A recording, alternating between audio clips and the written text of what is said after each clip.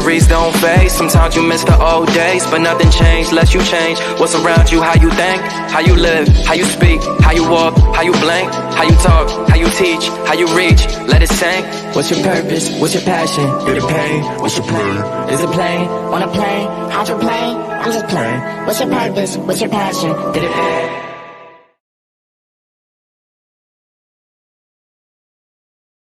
Now plugged in with Molly and Joe, the Mental Warriors. We are here with, unapologetically. We are here. I'm excited actually because the last show, Joe. I mean, we was fresh off the boat, as they say, and it's kind of cool. It was kind of cool, right? No, I mean, Yes, it was a fresh experience for us, and we did pretty well. I think we knocked it out of the park. yeah. I wanted to give a shout out. I forgot about something. I wanted to give a shout out to my Mom Duke, love you. Miss Juanita / Kezia Matthias. She's a rock in my life. She's very important in my life. Trying to figure out how to get this thing on live somewhere, but I don't know. Who knows? I don't know. But go ahead, brother. What's going on with you, man? What's going on with you, Joe? Been a long week, a lot of things happening. We moving from one month to the next. It's like when February ended, they thought that Black History Month would end, but as you see, we're continuing. So a lot of things are still happening, or they're getting a residual from what happened last month. So the energy is still there. Yeah, I mean, the energy is still there for me. I mean, it never ends for me, to be honest with you. Like, I mean, Black history is something that I live.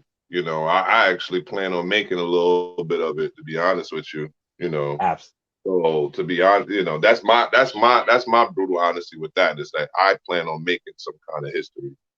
So there's that. When it becomes part of your life, it's just it's an everyday thing. So I get it. You can't lose that. So we both making history together. Yeah, indeed. So how about the fact that my Knicks beat your Pacers? I wasn't gonna bring that up, but I guess I have to. I am an avid Indiana Pacers fan, been since I was a kid. I know I'm a born and raised New Yorker, but I was on the dark side, if you will. Are you sure? Because that's Indiana. They're not known for being on the dark side, brother, if you know what I mean. Well, look, the best player talk a lot of trash, and that's what I attracted to. So, that's one of the reasons why I was a big basketball fan. So I'm not somebody like, once my player retired, I don't switch teams. I stick with the team. So, I get it. There's some things that they have to do, but I'm an Indiana Pacers fan now, and I will be forever. What made you do that? Like, I don't even understand that kind of effery right there. I just have loyalty. Loyalty is a big thing for me. If it's something that brought you to the dance, I think you should stick with it unless they give you a reason not to. Now, if my team sucked and they weren't making no improvements or anything, which sometimes they do show, but I'm just very loyal about my teams. So that I favor. Oh, okay. Well, I don't really have much to say about anything because I'm a Knicks fan.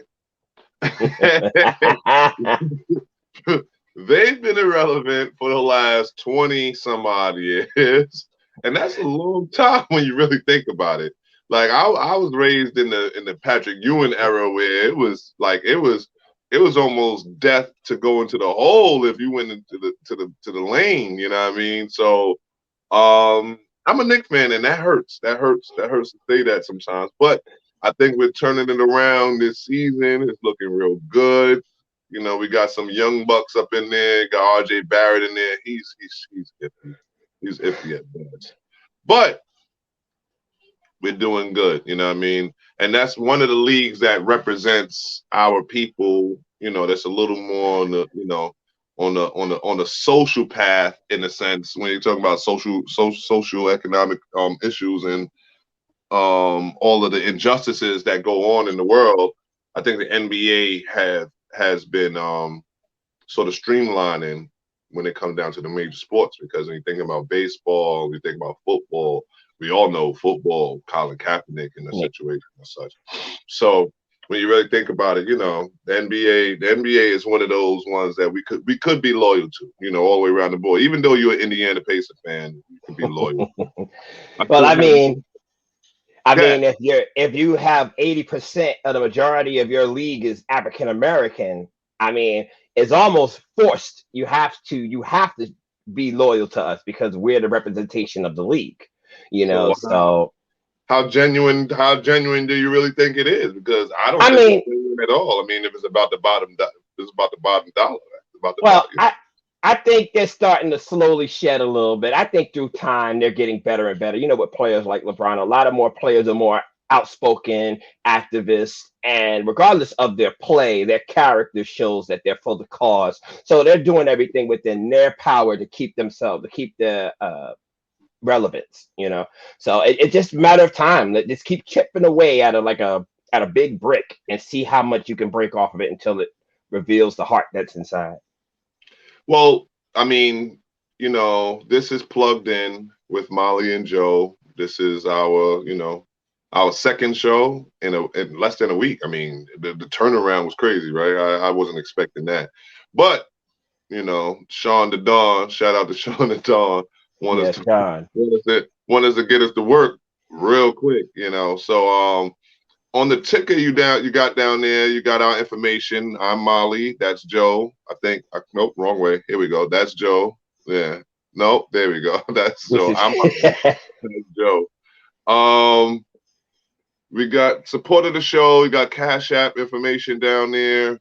If you feel like, because I mean, it was once told you want to get paid to do what you love. So I mean, I'm loving doing this. I'm loving sharing this information with you guys.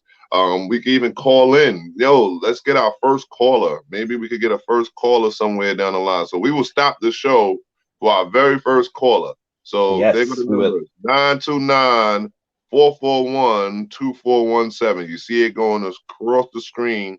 So yeah. Let's get our first call in.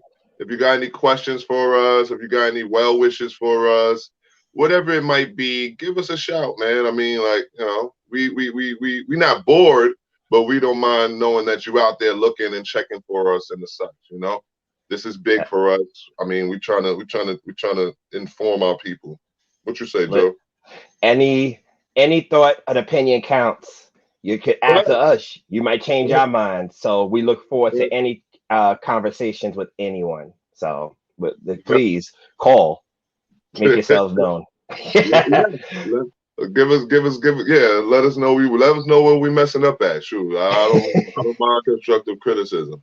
Let us know that Joe is bugging out for being an Indiana Pacer fan, and he's also a Pittsburgh Steelers fan. Oh my God. You're lucky I don't have my towel in front of me. I don't have my towel so I can wave it, but it's okay. You know what? I'm going to rep the colors next time. They sold you out this past year, brother. They sold you out really, really bad this past year, bro. I mean, they really, really sold you out this past year, man. It was a setup.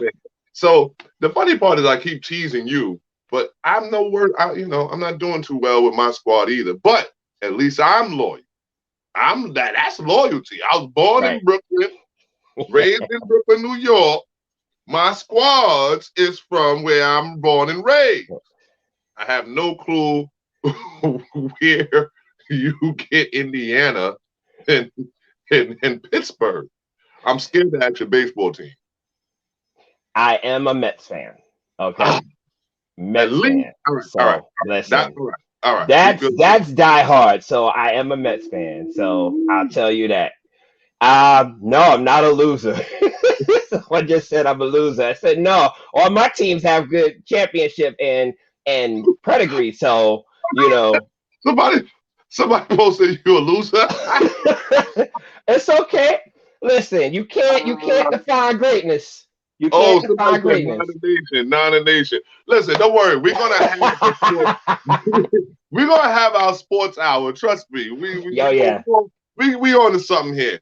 Well, It's what we're coming. gonna do is this is our segment. What we like to do is what we call is paying homage to the ancestors. This is very important. You know, the first show we paid homage to our personal ancestors, those who are in direct correlation to our existence. Now, in keeping alive to that segment, what we're going to do is we're going to just randomly have one of our ancestors that spoke, volumes to us and spoke to our soul, spoke to our spirit. Our first ancestor is, and mind you, the artwork is by none other than my brother Zadok Z. He's an artist. We're going to start having his information posted up. I really want to have him on the show. Wink, wink, Z on the show. Message. Yeah, message, right? He's been doing these Black History Month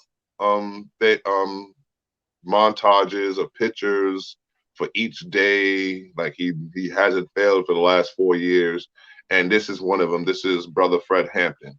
Joe? Brother Fred Hampton, young, gifted, and Black. That's what I need to say about Fred Hampton. He was up in the ranks of the Black Panther Party from 18 to his demise at 21. When you think of somebody that young to do for what he did for so little bit of time and have other people invoked in him, in his fears, so that they can get rid of him or demise him by bringing another person of his skin color within the organization, that's something that just grinds me, because it goes to show how much power they think we have or how much we don't realize that we have. So Fred Hampton, our first ancestor that we're paying homage to personally. We have, I think in this community, we can talk about our youth to elder connections nowadays, not our youth and elder connection not being as prevalent as we would.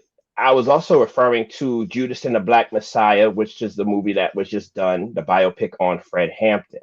So they talked about how they used an agent within the Black Party to infiltrate it and pretty much lead to his demise. And unfortunately, that seems to be the case in a lot of things, especially when it comes to Black culture and Black leaders. Like they use people within the organization. There was just an instance where one of the officers on the NYPD made a statement in regards to Malcolm X and him being infiltration and leading to Malcolm X's unfortunate demise. So a lot of our leaders that provoke change and justice, unfortunately, they were deemed as threats. And whether it's the FBI or CIA, they felt that they were that much of a threat.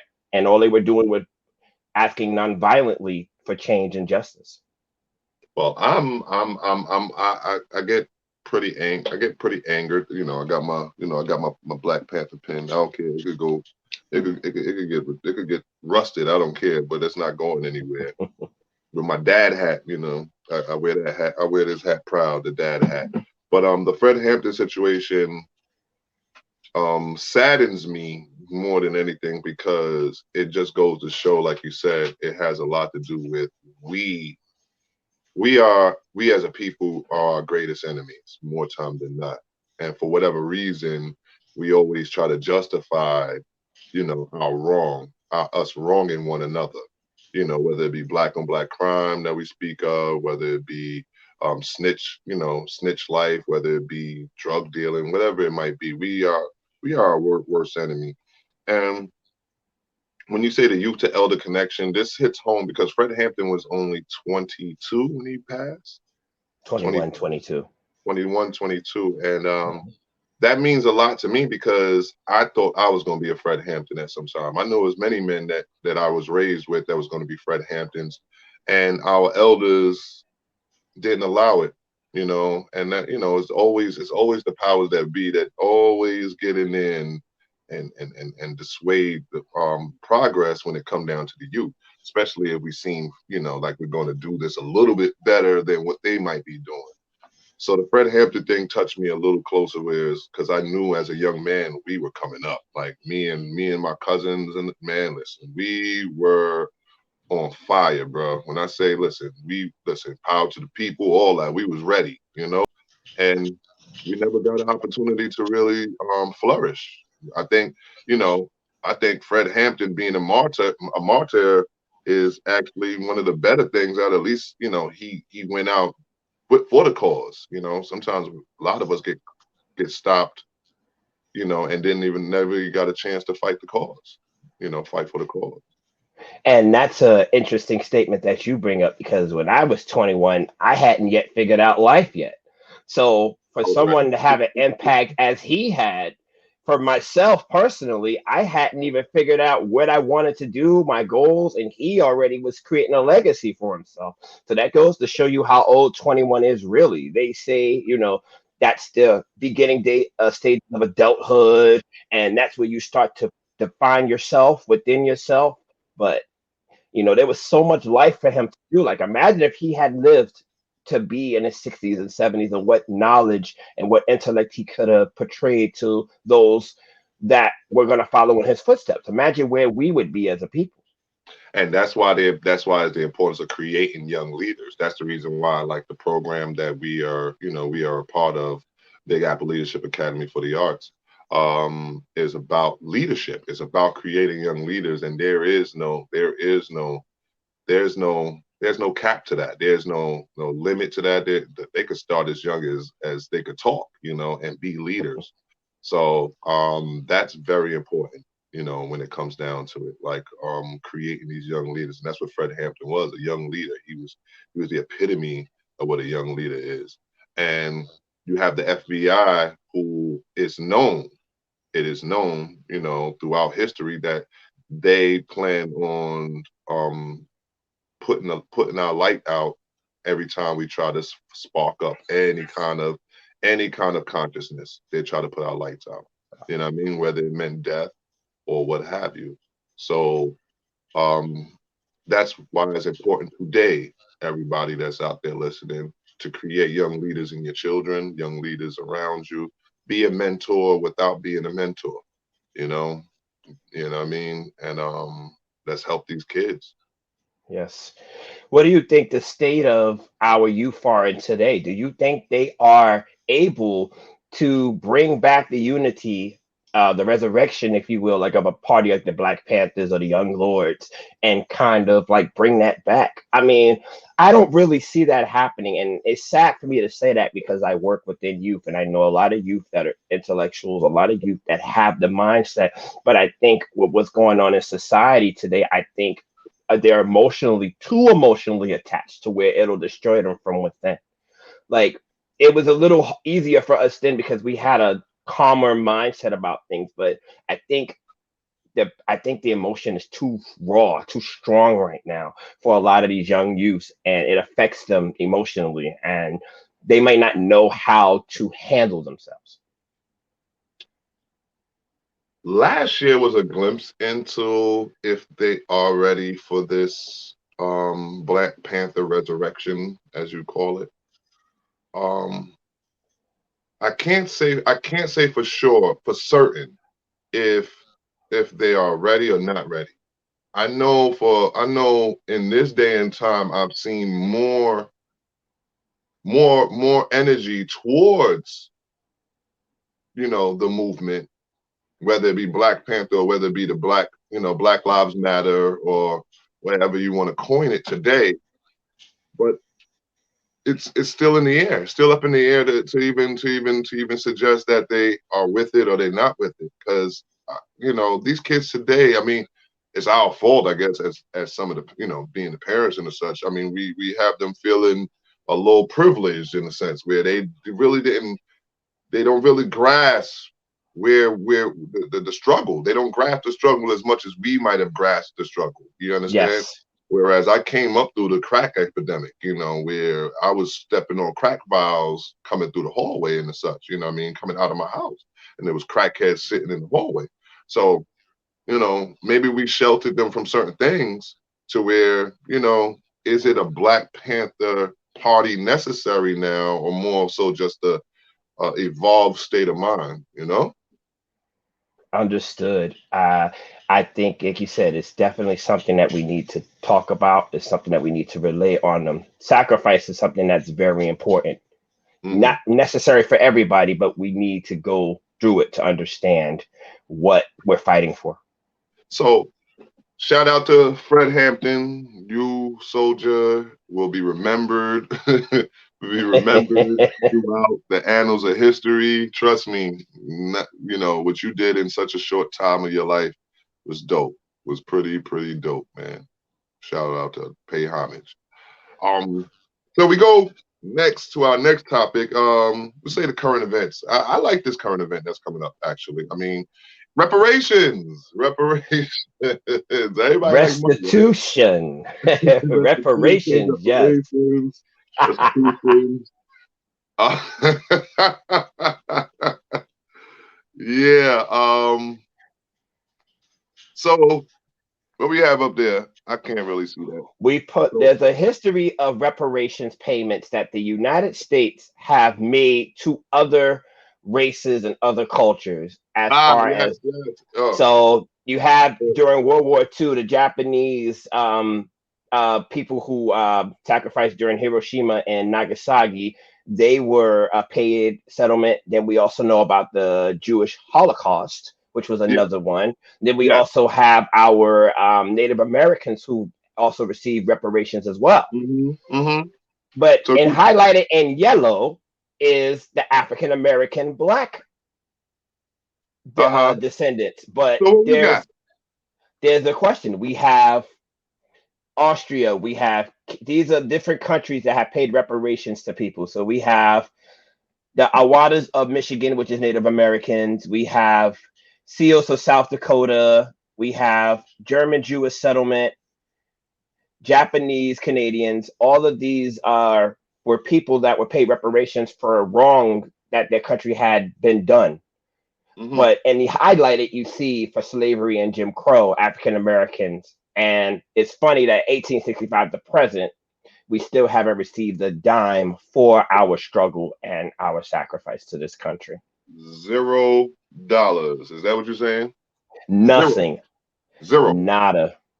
Hmm. Nada. Now, if we were to get it, how would it be divided? Like, do people really deserve it? That's really the question that's being asked. Like, when it's brought up to Well, Congress. give me a second. Let's go back. Give me the HR 40 bill. Let's give our viewers a little idea of what that exactly is. Well, the HR 40 bill was just recently presented to the public by Representative Sheila Jackson of Texas. And she talked about how it's about time during these times that we need to start paying reparations to the people who built this country. A lot of more information is coming out. A lot of events that are happening, like we as a foot stamp that African Americans have put on this country. And we haven't received any type of collateral for it or haven't had a chance to grow. So Sheila Jackson has brought it to Congress, and it's one of the things that this year will obviously be a topic with regards to the new presidency and the Congress being divided the way not divided, but democratically being in power. So this is one of those things where we can actually benefit from, as opposed to in the 90s and the 80s when you had Jim Conyers. He used to bring it to the floor for almost 20 plus years, and it was always back down from 89 to about 2017. But now we're in the state where everything is raw and emotionally charged. Will it be passed? Can it be passed? Well, that's where we're here. Give a little more information, because some people was wondering how would it be divided up. Some one of our viewers asked like that same question: how would it be divided up? How do we how do we go about this? And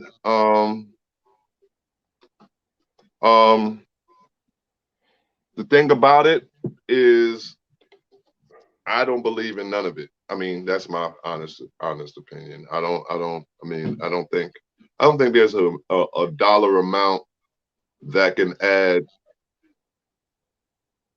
any kind of solace to what they've done to us. Like I can't get past it in a sense when it comes down to dollar value. When in reality we've been fighting just to be looked upon as equals, as human beings. Like when we're asking something that simple, I don't think money would necessarily help. I think that's just one of those band-aid situations that this country is known for doing. Well, I don't personally think it's about the money. I think it's more divided in wealth, divided in status. I mean, if you look at how New York City was divided with the fire department and the police department. You had Italians and you had Irish that were given these Yeah, things. You had banks were given to Jews, so they all had something of wealth that they were able to collect and then built from there. And now you see these organizations are full, strong, and power.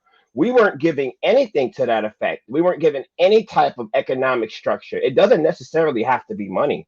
It could be right. it could be So, like I said, a like we was talking about this past week, a seat at the table, right? Like we just want right. like just want to be accounted for. Right. And yes, it's not about the money. It's definitely about the principle of it. Yeah, And that's where the hard part is. It's not like they're willing to say, well, let's bring them to the table and see how we could bring the people, give them some type of equal structure or equal balance. And that, if we're going to do reparation, I think that's where we need to look at. Because like you said, there isn't a number they can give us. They say that it's somewhere between 10 and $12 trillion for the African American struggle. That's what we would be repaired. I don't know where they got that number, but there isn't a value on it, when it comes to life. that's the point. Like, is there necessary? Is there a number? Is there a value to it? Like to the mental struggles you put my people through. We are so behind the eight ball mentally. You know what I Yes, mean? When it comes down to the mental torture y'all put us through, let alone the physical torture you put us through. You know, it does not make up for the systemic injustices that we've sustained throughout the years. It does not. It, absolutely not. it, it does nothing for it. Honestly, I mean, I've seen someone wrote down it's the principle. It's the principle, Smokey. It's the principle. Oh, And his principalities in this. but honestly, I don't see where I don't see the principality in that. I honestly think that they need to revamp the laws that cause people to think that we weren't anything. They need to revamp them same laws that they had people hanging their hats on, like, yo, listen, you are garbage, you are nothing. Right. You know what I mean? But we're going to speak to the fact that there actually is a start, and this is where the current event coming at, right? Because in Evanston, Illinois, what happened, Joe? They have brought to the table to start paying reparations to those families of African American descent. They have it figured somewhere at about $25,000 per person. I Per think it should family, be more per per family. family, per family. What is But that? What what is what that does going to that do? what is that going to really do? $25,000? Is that enough to buy a house, to buy some land, property, to even pay for a college tuition? Is it enough? I don't think so. I mean, but at least somebody's coming to the table and saying, hey, it's time to start giving what's deserved. But I think, as opposed to coming from a city, it needs to be a country effort. And as long as it's not a country effort, it will always be looked at with the side And eye. the tokenism, if you ask me, is if it's not country, if it's not nationwide, a country, why you saying okay, that state is allowed to do what they want to do. So Right. why should I feel the way that New York ain't do anything towards it yet? Like, is New York still racist? Like, you know what I mean? Like, Right. they want to hold on to certain things. But we're going to, but I like this topic is so deep that we're gonna have to bring it back as one of the main topics for the day, whatever. Like I said, we're figuring it out. We're doing what we can Yes. to we working it out. We bobbing, we dancing around the first few rounds, second round, you know what I mean? But don't worry, we're gonna knock it out the park sooner or later. We're gonna have um we're gonna have something for you guys. And like my brother chimed in, he said they got to get creative out here, man. They got to give us free housing for like 15 years, something like. Right. You gotta do something, man. You know, give us that chance to grow. Yeah. So we hit the 30-minute mark, and at this time, we want to give a shout out to our network sponsor, the Evening Rush Network. Looking to podcast shows and do not know where to start? The Evening Rush Network can help you with that. Call us at 929-441-2417 or email us at theeveningrushnetwork@gmail.com for dates and prices.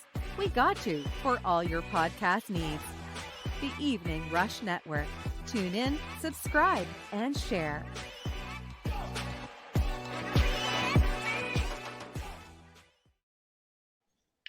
So just how we are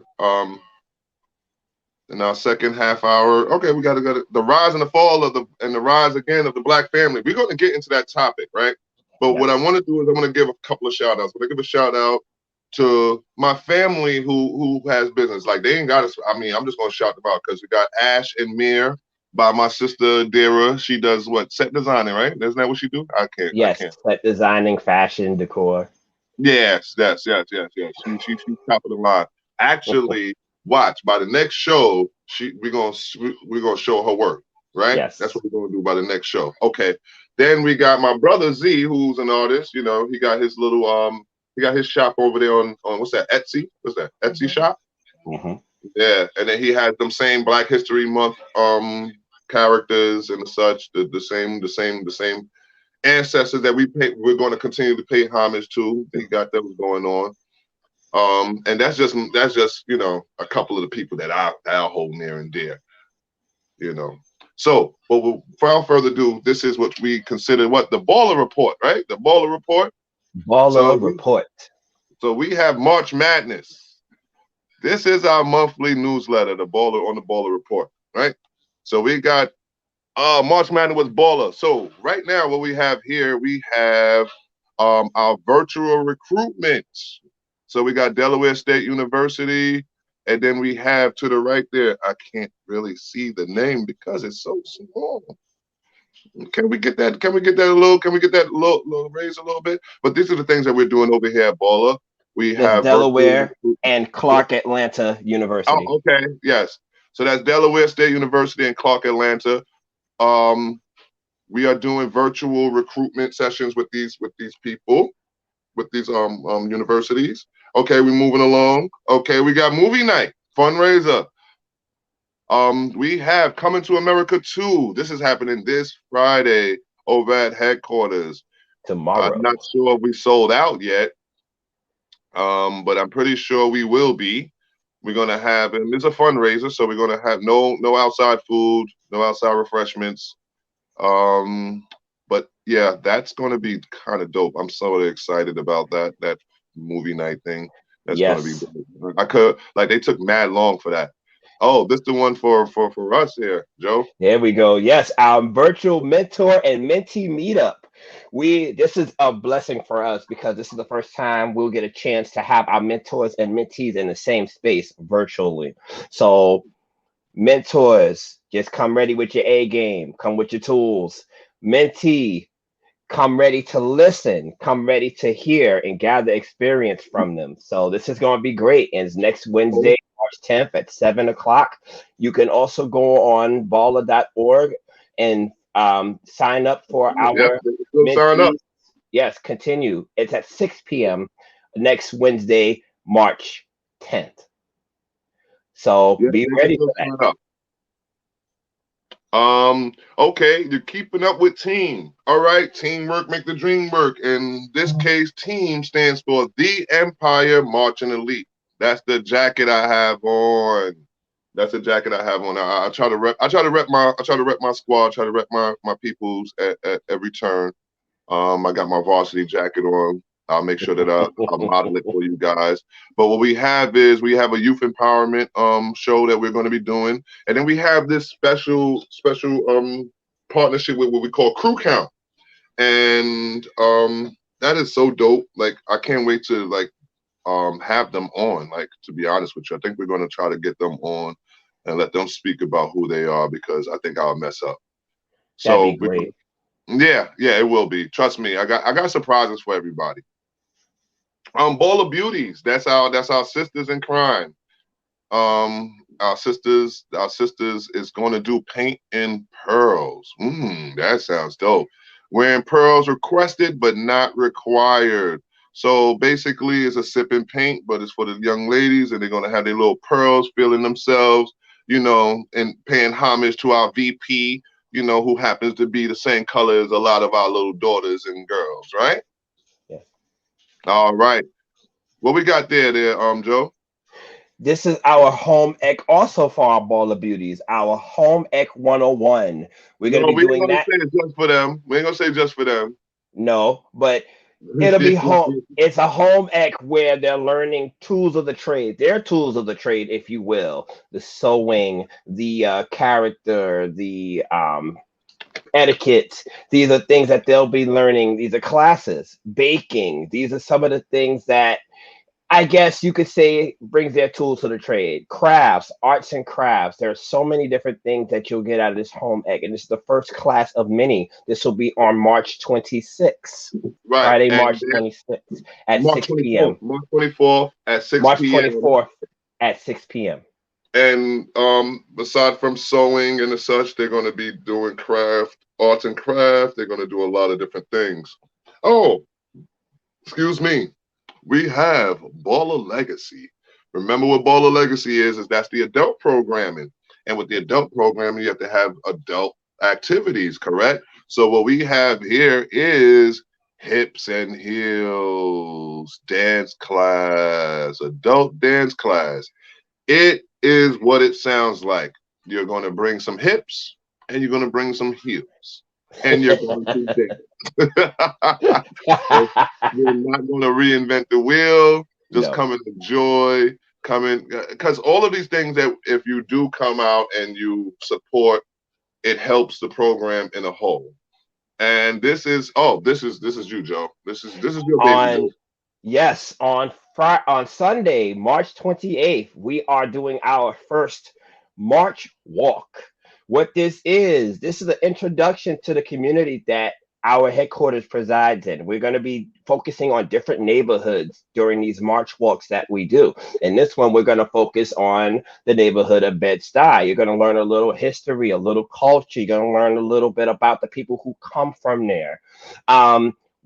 We're thinking about doing something virtually as well, but it'll be in person. If you're interested, please go to baller.org, sign up. I promise you, it'll be something that anybody can learn from and enjoy. Yes, indeed. And you have us. You have us plugged. Get plugged in with Joe, myself. Like I said, plug out of the old way of thinking. Let's get into a unified thought, one thought or one mind. What we got scrolling there? Oh, some of our partnerships. Bridge Street got opportunities. What's going on here? A paid internship program for young adults. You must be employed and not in school at the time of enrollment. Baller headquarters is also a work site. So 10 hours a week, paid work experience for professional skills development, workshops, trainings, and more. Yep, my daughter works for us, and that's actually kind of cool. There you go. It takes a village. You got to start somewhere, right? Yeah. So support our work, please. Baller offers its programming to the general public free of charge. Did you hear us, people? Free of charge. We depend on contributions from those who believe in our mission to keep our program running, and again, free of charge. Our programming is possible because of the generosity of people like you. Support our work by becoming a sponsor or making a one-time donation. Baller is a 501c3 tax-exempt organization. All donations are tax deductible. We thank you in advance for your support. Please go to baller.org, donate, support, pray for us. Do whatever you can to help us just change the world, man. Listen, it's not far-fetched. Malcolm X did it. Martin Luther King did it. They changed the world, man, because we're still talking about them today. That's right. You You can know, make a difference. This is how you add your 2 cents in. Support us. I decided to add my 2 cents in, and I haven't looked back since. You know, That's right. right. So guess what? We moving right on ahead. You know, we doing good time, man. I mean, like, listen, I love it. You know, so Hey, the can we get the topic for the day? What's the topic for the day, please? Producer extraordinaire, can we get the topic for the day? Oh, there we go. The yes. rise and fall and the rise again of the Black family. Family. The most important thing that we could start with when it comes down to how we're going to save ourselves. Am I lying, Joe? Not at all. The rise and fall of the Black family. We come from that. We're built into that. We live into that. And we also leave our legacy into that. Our Black family. So that is something that we need to understand. We need to understand the beginnings of the Black family rising. Obviously, after enslavement, during emancipation, during the resurrection, reconstruction phase, we were able to start our vision, start our mindset, start things that for us to build our legacy. This is like in the 1800s, the late 1880s to about maybe 1900, where in the South specifically, we were able to do that. We've started by building churches. We started by building banks. We talk about Black Wall Street in Tulsa, Oklahoma with Greenwood. There's a couple of other places in Florida as well, where they were able to, kind of side away from what was happening in the norm and built their own. That was the start of the rise of the Black family. It took all of us. It took the man, it took the woman, it took the children, it took everybody to be a part of the family. And a lot of us did it, with what we had. Right. I mean, all we had much. Because where we're coming from, right? Well, because where we're coming from slavery. Yes. So we're saying the rise, the fall, and the rise again of the Black family. We're rising from slavery. So speak on that aspect. Like, they got to understand, we're not rising from greatness per se. We're not rising from nepotism. We're not rising from generational wealth. We're rising from being whooped on and looked upon as less than cattle. Right. So even I can go back to a story that my grandmother used to tell me when she grew up in the early 1900s. Her ancestors were slaves. Maybe her uncles, her grandparents were some type of enslaved. But as a child, they had to pick cotton and fruits and things from the field. Not necessarily because it was forced on them, but that's how they survived. So they used their skills that they had during enslavement to build themselves up. So, I mean, you're not going to sit here and say that was a great thing that came out of slavery. Absolutely not. But you're going to talk about what those things, those skills that they acquired, harvesting for themselves, if you will, to develop a lifestyle for themselves. So that was the Reconstruction period. But and in the Reconstruction period, the thing about it, he said the rise, the fall, and the rise again. This goes into the fall of the Black family is the violence, it's the unnecessary hate towards us that we were actually flourishing, because you got the Atlanta race riots, you got the Black Wall Street in Tulsa, Oklahoma, like you spoke on, you got the Chicago race riots. Look all of these up. These all happened. And you got the Rosewood Massacre. Yeah, I'm sure everybody familiar with the movie Rosewood. That happened. You got the Washington, D.C. race riots in 1919. That was, that was Chocolate City ain't something that we came up with as new. We were doing our thing in Washington, D.C. until they said they didn't want us to do it no more. And if you notice, they keep saying race riots, and guess who was losing these battles? It was never a fight, a battle between, like we in the boxing ring or anything like that. You know what I mean? You got the Knoxville, Tennessee race riots. You know, you got the New York City draft riot. The Chicago race riot was kind of funny because we get let out of slavery. We head out to Chicago because, you know, we had to go head up north to try to get some semblance of, you know, of normalcy or some work for that matter. Because remember, if you stayed in the South, they were technically going to try to keep you a slave.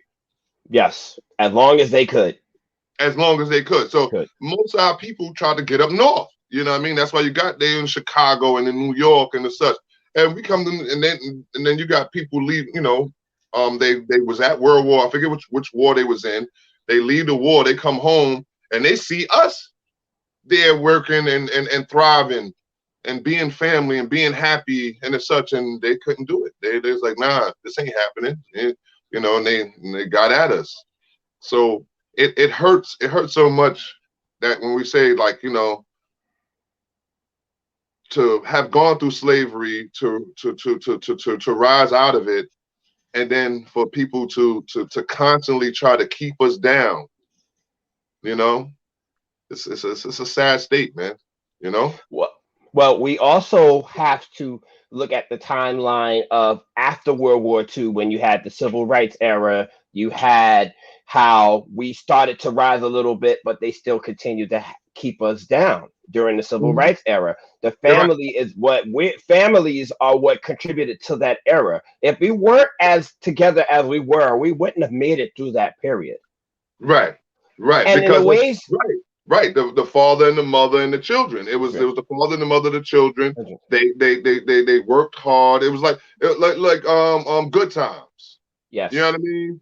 As ghetto as we might want to consider them, that was the black family in a sense, where we was listen, if we was going to struggle, we was going to at least struggle together. Yes.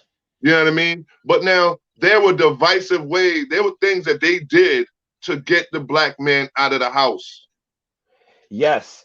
In the 1970s, early 70s, the federal government offered public assistance to the woman of the household, but the catch was the black man couldn't be anywhere around. So what happens to what was presumed at that time to be the head of the household? Because the man was considered the head. They were the one that went out. They went out to work. They went out to provide support for the family, financially. So in that instance, a lot of the black men ended up drugged out, in jail, or just didn't have a way of life, or dead. I often think of the movie Claudine with Diane Carroll and James Earl Jones. That's a perfect example of what it was like during that time. Yeah, Claudine. Yes, I used to love that movie. I don't know. You had a man, you had the man who tried to provide for his house. I always remember the scene with James Earl Jones. He had to run, right? Remember when he had to break out, like he had to dip and hide.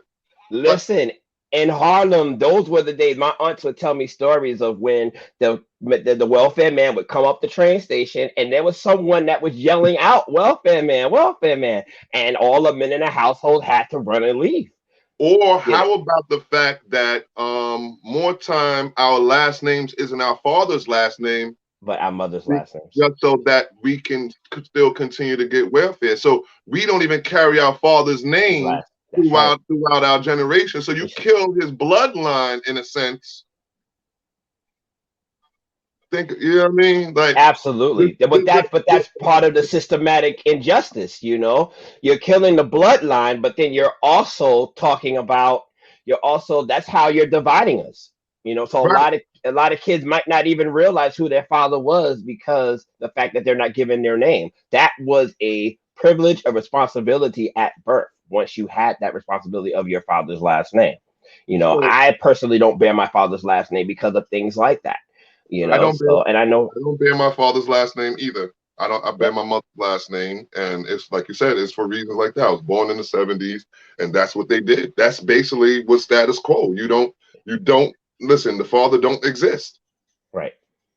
Wow. So we talk about the rise again. Well, obviously, we have to go through a dark time with the 70s and 80s, like you mentioned a little earlier, with the drug era and heroin, crack cocaine. The reason why we could speed past the 80s is because it was a drug. The 70s and 80s, because it was just that. It was a drug. It was a drug infused blur. I mean, if people need details, we'll do a show. We'll do a show about the 70s and the 80s if that's what you need. It was a sense of freedom, but we lost our minds in getting it. You know what I mean? Like, remember, you know, civil rights, we was sitting there getting beat on and bit on by dogs and whatnot. And, you know what I mean? In the 70s, we felt a little, you know, it felt a little better. Everything felt a little freer. And then they started hitting us with drugs. Yes. You have the 90s. You have the 90s where a rise started to occur, but a lot of that came from the late 80s where we had a lot of these injustices towards us. It almost felt like the 60s in a sense with civil rights, where a lot of our young Black brothers were being charged, trialed. It wasn't slavery. We talk about Central Park 5. We talk about you're talking about the unfair justice system.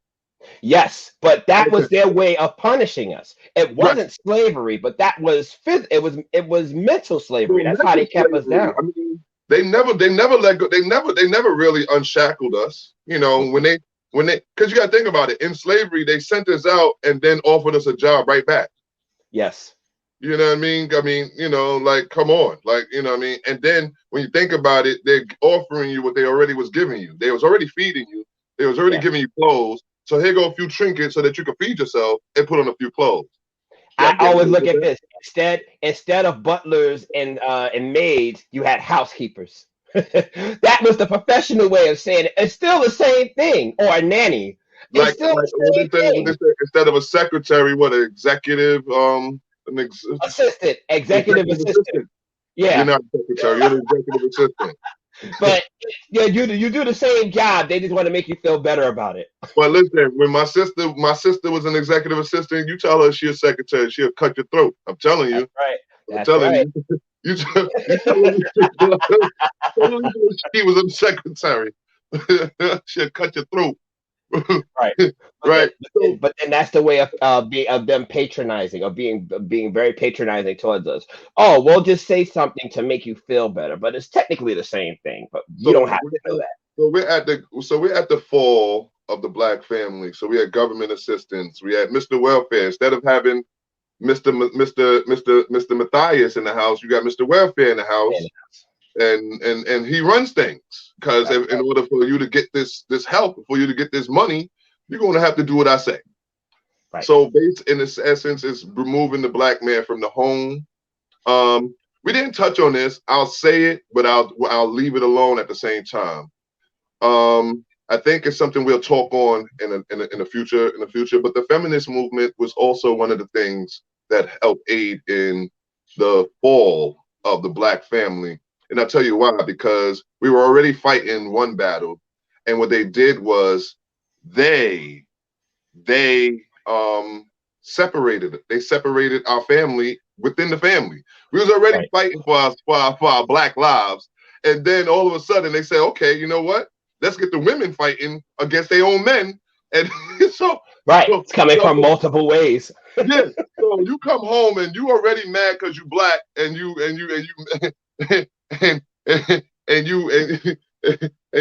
disenfranchised, and you ain't got much going on, and then here go your woman talking about, well, what about my rights? Wait a minute, we ain't get past the fact that we don't have rights yet. You know what I mean? Fighting together. That's what happened. We started fighting separate fights, and it shouldn't have been. It shouldn't have been, because our sisters, the women in our lives, are human beings just like we are human beings.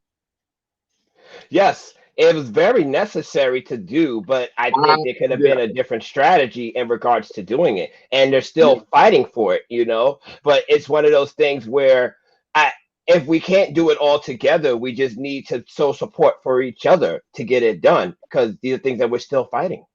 Let me speak on it real quick, because at the same time, it was necessary. The same way us being free as Black folk back in the Civil War era been necessary. Before it happened, the reason why it happened was purely political. It's not that it shouldn't have happened. It's always about the timing. They always time things to where it benefits them the most. Not saying that women's suffrage movement was not important. Please, ladies, understand. I understand that you guys needed every right you fought for, but That's they right. gave it in a time where we were fighting for our rights as a family. Emily. We were trying to fight for to be looked upon as a whole, as human beings. And within that, they gave you guys, hey, here, there go your rights. And then all of a sudden, we at odds. Now all of a sudden, we bumping heads as a people and as a nation, you know. But we'll get into that. Like if you listen, all of these topics is open for discussion. It's open for debate. You guys can chime in. You guys can call in. You guys can write in. You guys can argue with us till you're blue in the face.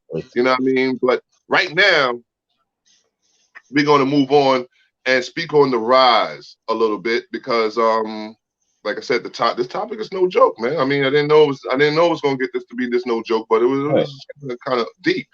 So the rise again. The rise again, yes. Again. Or the illusion of the rise again. Yes, again. That's right. Are we really risen? Like, yes, we have Black entrepreneurship. We have a middle class. We have the power of Black colleges representing for us and giving us thought, giving us our own voice. But looking at what's happening right now, are we really where we need to be?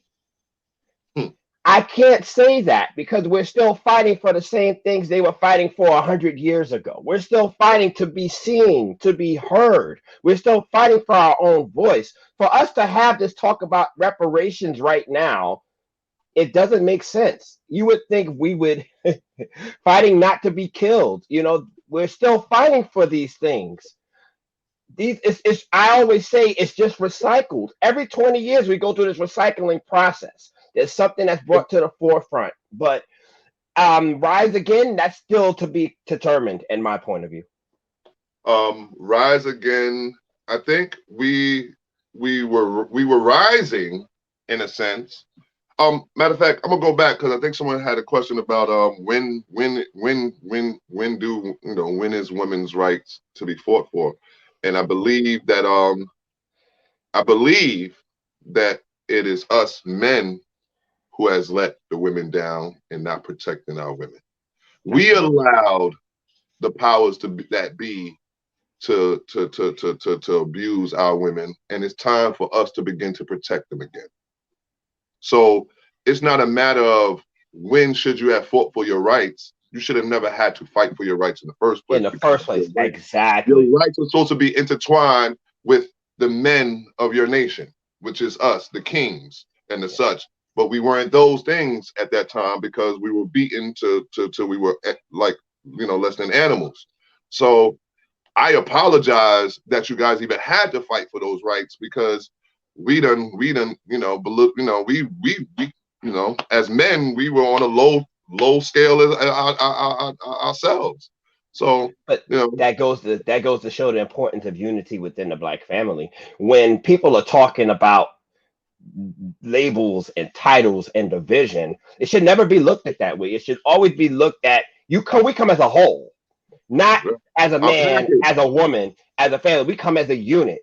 So if we're all gonna fight for these things, we gotta all be on one accord, all on the same page. We cannot divide, or we cannot divide within divide, because that's technically what it is. Yes, we're fighting for Black rights, but then we're also fighting for women rights, and then we're fighting for these rights, and then we're fighting for these rights. So let's come together, unite, and make it one just cause, and then we can get everything. And that's how we get the Black family back risen, bro. United. Right. One. There is no separate movements. There's no women over here, men over here. It's a unit. We protect you guys. You guys put the battery in our back to go out there and protect you guys. Like at the end of the day, it's all a cycle. You know what I mean? And as we closing out, man, as we come into our hour mark, which it's kind of dope, man. Like I could keep going, man. Like this. Listen, I still got a lot more to talk about. So we saying that that we rise again is an illusion. You know what I mean? Bill Cosby showed us that we could go to college instead of going to the corners to sell drugs. In Living Color showed us diversity in comedy and showed us that we could do something as a family. Y'all don't think about it. Living Color was a whole family of people, of us, right? Enterprise and Right. entrepreneurship. So, closing, donate. You see the Cash App information down there. Trust me, we'll put it to good use. It don't have to go into our pockets, but it will go to a good use. Might be baller, might be our kids, something. But Absolutely. Sponsors. We want sponsors. We do, of course. Of course, we want sponsors. Of course, we want people that believe in us and think that we're going to get their stuff and everything that's going on out there into the world. Their information. We want, Black entrepreneurs. Holla at us, man. Listen, we all for putting your product out there. Trust me, we're gonna get a lot of views. We're gonna get a lot of viewers. We're gonna get a lot of fans. I'm not used to saying that because I'm not used to being, in the spotlight per se. But I'm here now. Plugged Info, Joe. Plugged Info. Plugged Info. Like us on Facebook at Plugged MJ. Also on Instagram, follow us at Plugged MJ. We will have YouTube, we will have Twitch, all these things that you'll be able to follow us on. Please show your support, send messages, letters, let us know what we're doing wrong, let us know that we're doing right, so we can continue to know that this cause is for you. Our book of the week is? Our book of the week continues to be Black History for Beginners. Right, that's where we are. We don't need to skip that. There's still more to do. Right. Okay. Movie of the week? One Night in Miami. Night in Miami. That was beautiful. Let's talk about that next week. Next week. All right. That'll be our topic. Next week, we're going to have an interview of some sort. Trust me, we got a bunch of people lined up. Trust me, we got a bunch of people lined up. Future topics, Black comedy and its impact on the plight of Black people in America. And one of our favorite topics, Story of the Underdog. People, thank you for checking us out.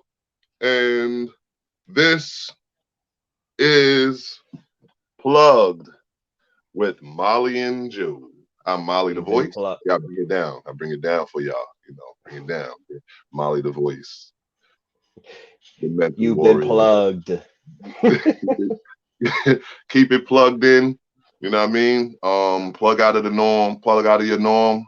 Plug into this open space that we got going on here. Peace.